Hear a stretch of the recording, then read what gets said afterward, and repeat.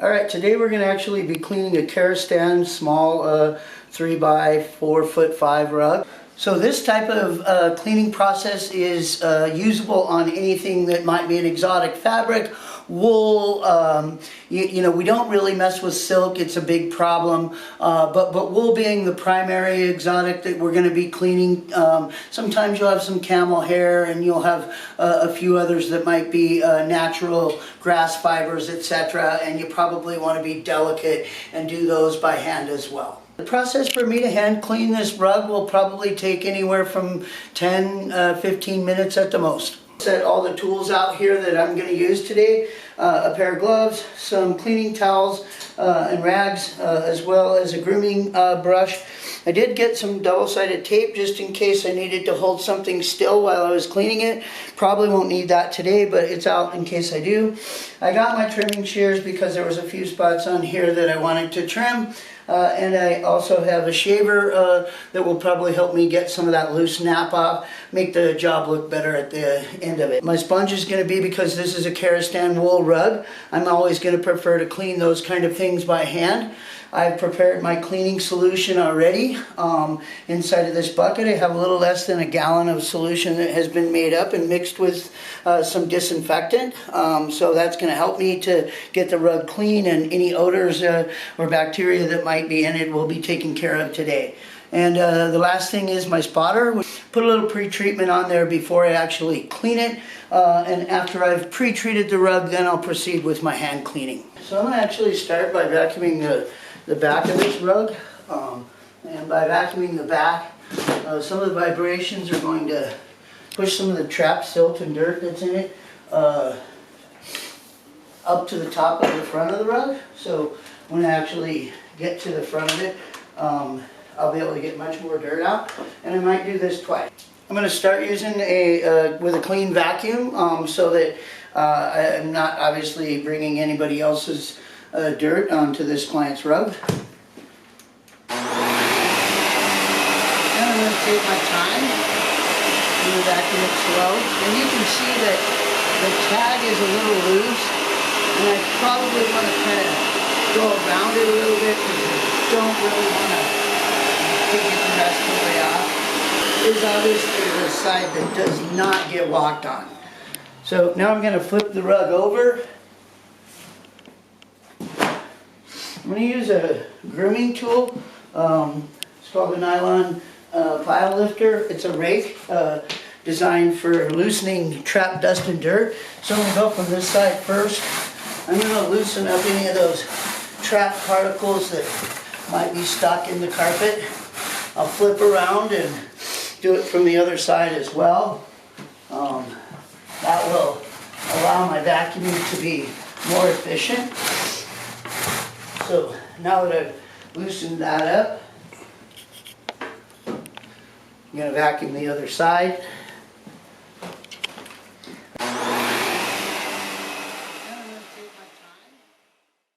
So that should do it for prepping the rug to be cleaned. It actually has not been cleaned yet, and just a quick peek if you want to see, again, that rug, what came out of it was quite a bit of its loose particles, as well as looks like some pet fur might have been in there, and down at the bottom there's quite a bit of dust and silt. I'm a little skeptical to open it all the way, but you can see that in there. So now I'm going to do a contractor facing piece of information. This is some information that if you are a contractor working with Be Green, you can have some special tools that will help you to be more efficient and be able to do extra services on this rug that wouldn't be included in the normal cleaning. This particular rug looks like it's housed by a pet, probably a cat, by the way it's kind of scratched up. And some of the nap has been a little bit pulled loose. So I'm actually going to go over it. There are two ways to do it. One is with a shaver, and the other is you can use a special pair of scissors that you can purchase at something like Joann's Fabrics or even a carpet supply store. They have special scissors to trim this stuff down and keep it looking good.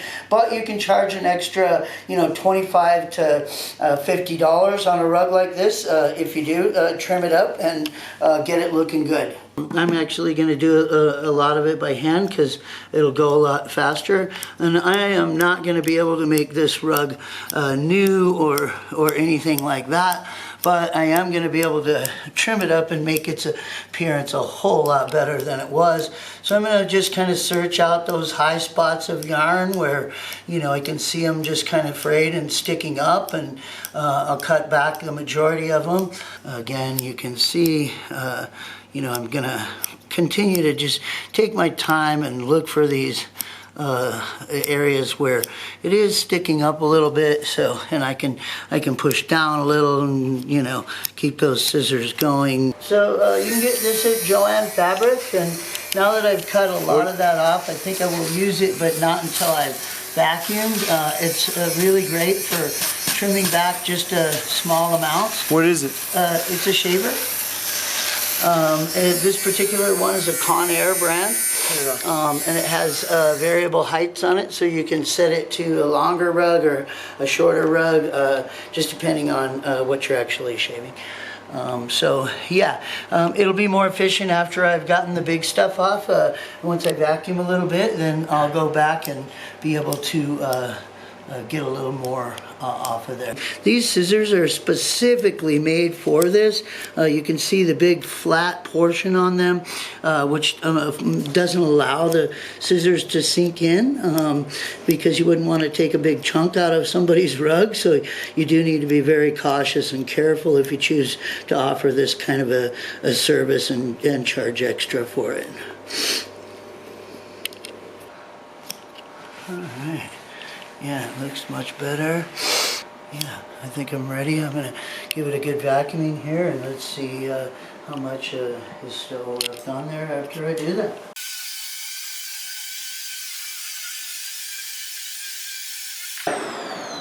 You see, got quite a bit in there.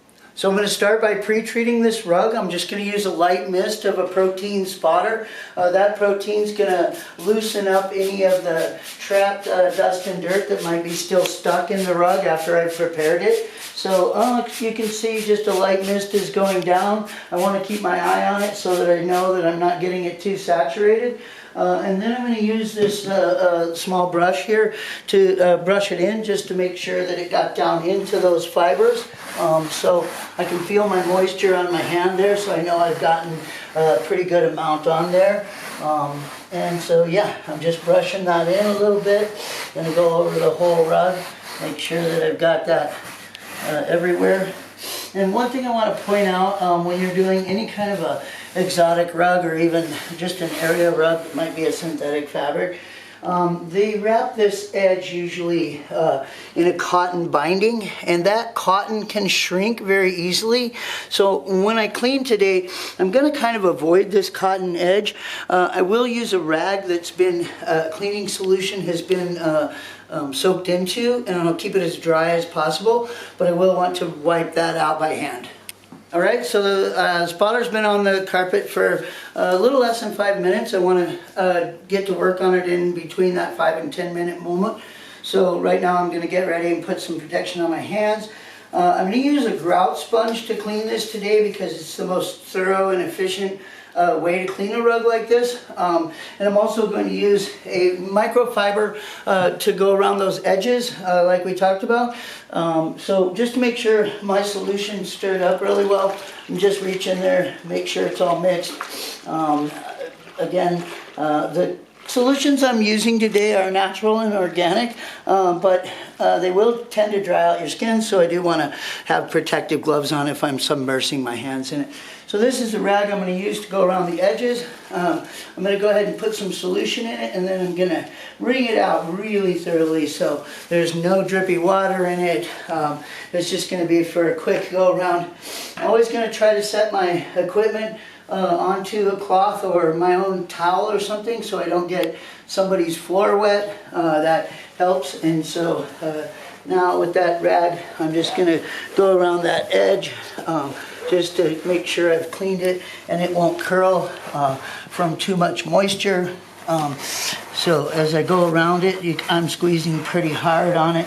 If there were any spots, which there aren't, I would probably go a little slower in that area and scrub it pretty thoroughly with this dry rag. You can see it making some white foam. The white foam is how the enzyme we're using really works best and cleans today. So the cleaning solution is a shampoo based with an enzyme, and it makes a great difference. So I'm probably going to do about half of this rug with the cleaning so that we can see the result. I won't be needing that rag anymore, so I can just put it into my bucket. So now I'm going to start the cleaning process. I'm going to put my sponge into the solution, and I'm going to wring it out so that really all that's left in it is foam. So you can see it's not dripping with water, and that foam is going to be the primary agent that I use to clean today. I don't want to get it too, like I said, on that edge. So you can see I'm getting close to it, but I don't want to get too close. So I'm going to just do this rug in like maybe 3 sections. So right now you can see my foam building up on it, and I am squeezing the sponge a little bit so that the foam is coming out of that sponge. And once I get a good little amount of the foam in there, then I'm going to give it a good scrubbing.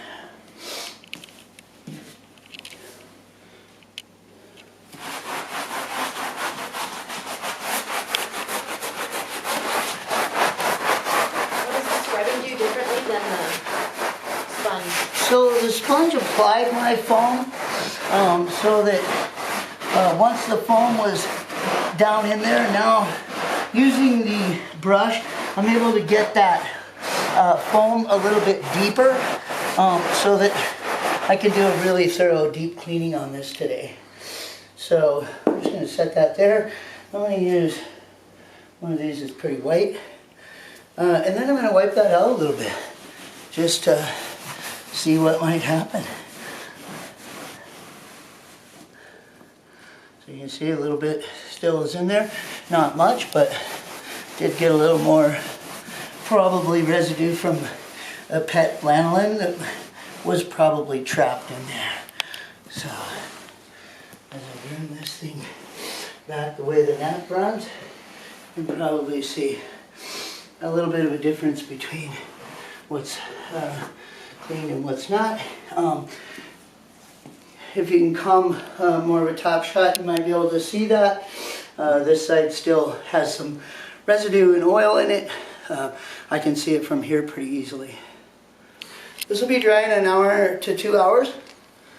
And you can see the whole process is going to take me just, 5 to 10 minutes to clean it. If this was a much larger rug, there's a special brush that most of the contractors have that's a little softer, and they actually could use their machine on this, especially if it's a Karastan. They're very well built rugs.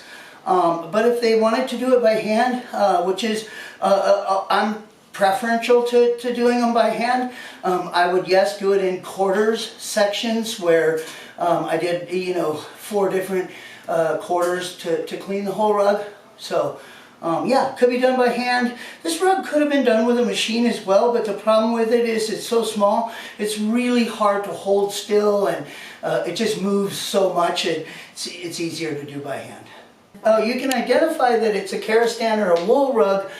There's a burn test, so you just pull a small piece of fiber out, just a tiny amount that's probably already loose. Light that with a lighter. If it turns to ash, it's a wool or a hair of some type, which means it's under the exotic category. If it melts, it's a synthetic, and that will identify the difference in the two. Final grooming and resetting the nap, I'm going to remove any of the loose particles that might be left in there. I can, again, just take them out and toss them, suck them up into my vacuum, whatever's appropriate in that particular house. A little extra loose wool came out. Then I can just do my final grooming, and you can do that however your preferences are. But any of the rest of it came out, so I'll show you. But this rug is done and ready to go.